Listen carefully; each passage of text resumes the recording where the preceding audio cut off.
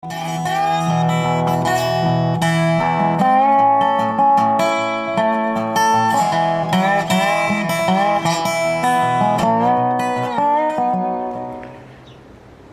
the first week of June here in Fremont, California, and many of the crops that were planted months back during the cool weather of late winter and early spring are ready now. And so I've been harvesting up lettuce non-stop. I never seem to have enough lettuce plants around here.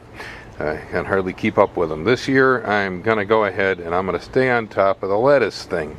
We've got some delicious looking lettuce out here that's going to need to come out of the garden this week, and in order to stay on top of it, I'm going to have to replace a lot of this existing lettuce with new plants. Over there in the background I can see the seed towers standing up on a whole bunch of Tom Thumb lettuce that went to seed while I was on vacation.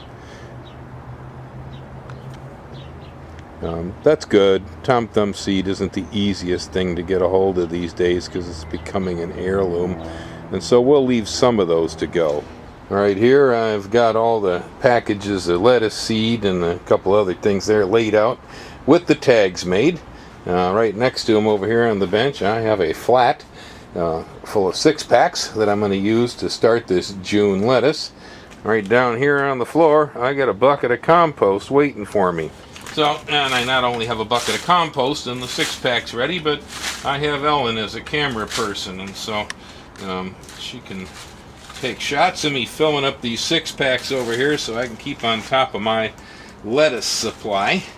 I never seem to have enough lettuce. God, I can go through so much of that stuff. It grows really good here in California. You know, over there in Salinas, they raise a good portion of the lettuce eaten in the entire United States. It's a great crop, but I just can't seem to keep on top of it. Every time I turn around, no matter how experienced I think I am as a gardener, I'm running out of lettuce plants, ending up having to go over to the market or the farmer's market and buying some organic lettuce from somebody or another. And there's really no excuse for it, because I can raise it 12 months out of the year here in Fremont. It's just whether I can stay on top of the project or not. Okay, there we go. That should do it. I'll scrape the excess soil off here. There we go. 6-packs all filled. Now, I got my little sign markers. That one's Tom Thumb. We got Summer Crisp over here. This is Amaze. Outrageous. Redina. Such names. I also have some cilantro. I never have enough of that either.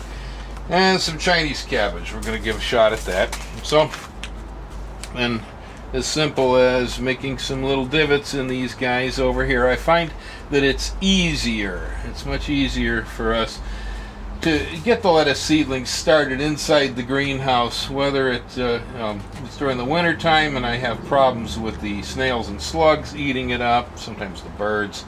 This time of year it gets pretty hot and pretty dry out there, and it's just a lot easier in the controlled conditions in this greenhouse to get this done. Here's the Outrageous, and that's a red romaine. That's a nice one. We've grown it before.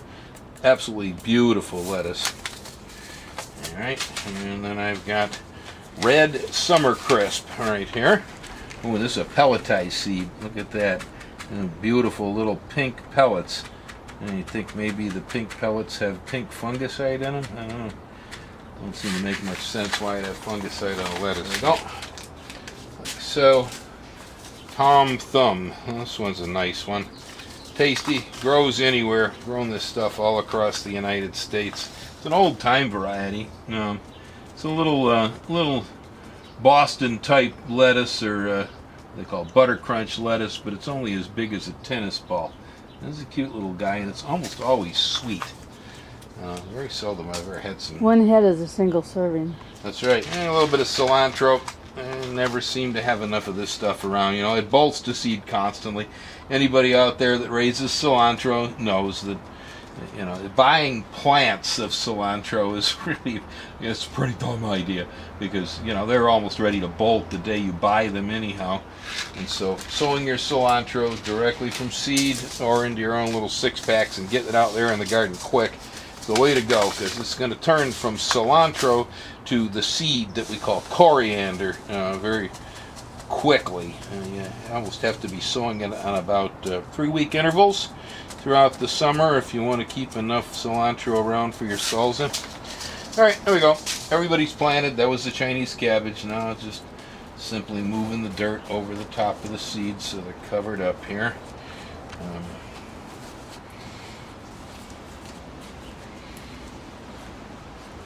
Just like that. And so hopefully before I have harvested up all the lettuce that I have out in the garden, these guys will be up and we'll have them starting to grow.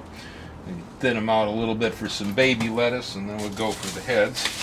So now just take the shower head on the hose and water this stuff down good like that. There we go, ready to rock and roll.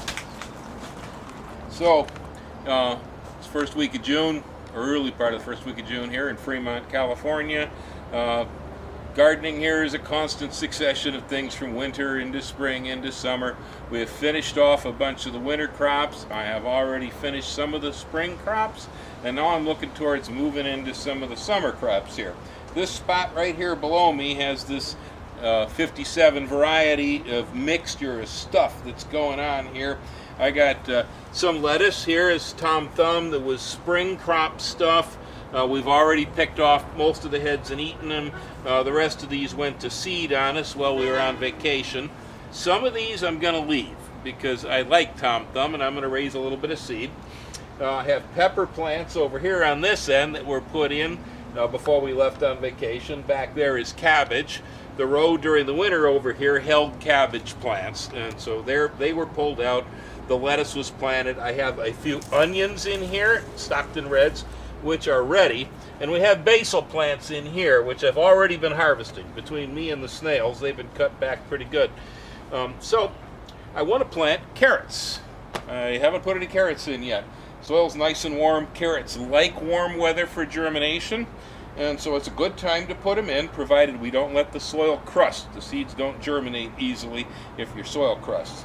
So first thing I'm going to do here is harvest my onions, which is pretty simple proposition, just like that. Take them, haul them on out of the ground, shake off the dirt. Here's another one here. Beauties, huh? Yeah, those are planted last November from little onion transplants we grew here, and so we're going to go ahead and take them and put them aside to cure. So I'll set those back there in the shade. Now I got these lettuce plants all over the place. I don't need most of them. I have some right back there in those tomatoes that are out of my way and should make good seed. And so I have to make judgments here. I'll look into this. This looks like it must have been a clump of several. So I'm going to go and I'm going to take some of these out. I'm going to do it by using a knife and cutting them off as opposed to pulling them, because we already have plenty of roots in this area. And I don't want to necessarily disturb my existing vegetation. Here's a wild potato that's come up. That's coming out of here too. Oh, look at that! A little potato. How cute. Okay, so that's coming out. Looks like we got this cluster of Tom Thumbs here. So I'll take some of these down. Leave room for the pepper. And leave room for the basil right here. This basil is getting overrun by this one, and so this is going to go too. I'm not going to have much mercy with this. I want my basil to grow. Man, the snail's got that one. Okay. Here too. This one getting overrun. My basil. My basil's important to me, so this is coming out.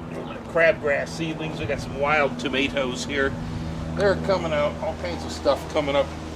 And then here on the end of the row, also, I'm going to take these out too.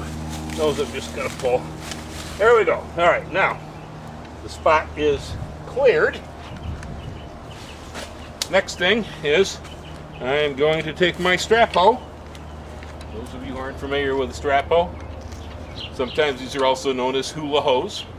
I'm going to take that, I'm going to come in here, and I'm going to cultivate. Make sure that I haven't got any existing weeds standing in the area. Now that everything's out of there, it's a great time to clean up the vegetation. More wild tomatoes. And pull the debris to the end of the row. Now, the next thing is we have to go ahead and make grooves for the seeds, for the carrots. So I have this seeding hoe right here. These are hard to find. If you can find one, hang on to it, and if the handle breaks, replace it. This one's been on the third handle. These make for real good grooves for putting seeds in the ground. So that's what we're going to do with it here. I'm going to run this through the garden soil to make some nice little trenches that my carrot seeds are going to go into.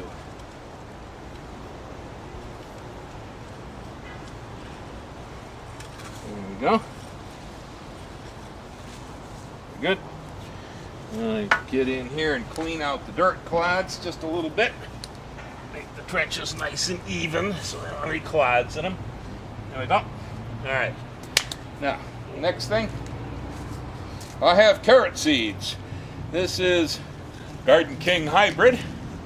Right there. I've never grown this one. I keep looking for the perfect carrot. This could be it. And then over here, I have a blend of carrot colors.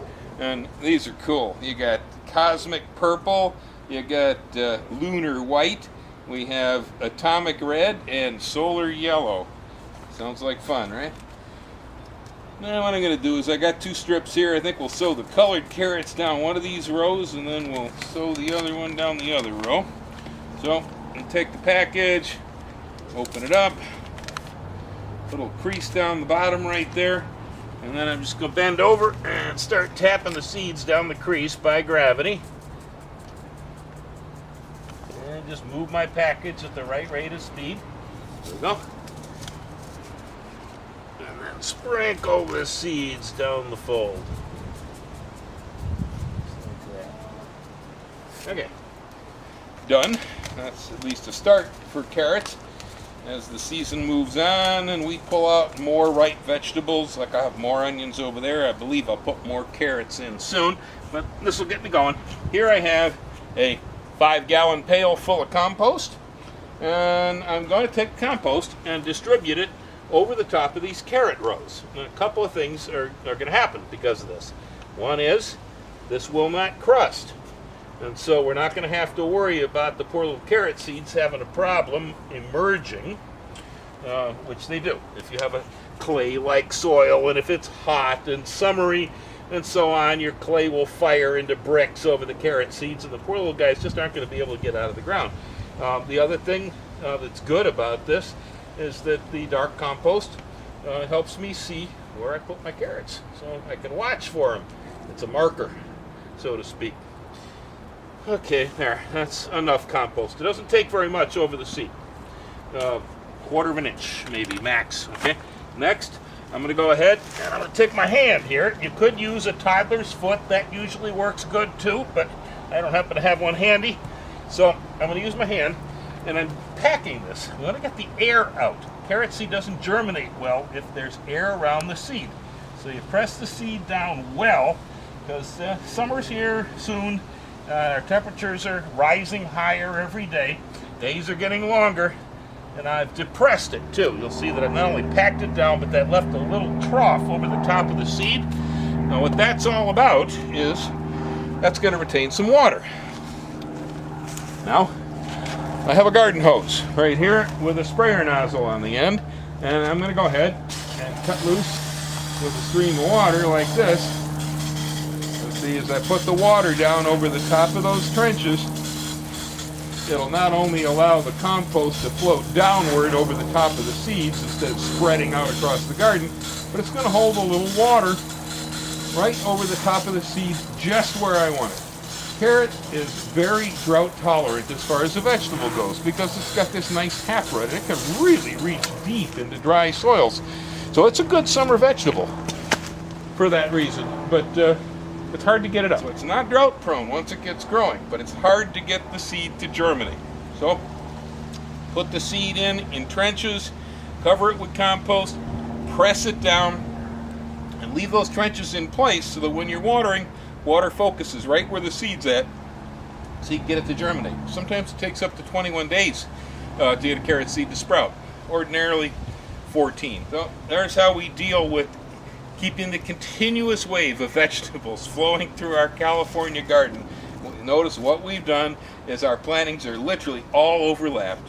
There's a little bit of spring left there with the onions over here that were part of the winter. The basil and the peppers are definitely part of the summer, and so on.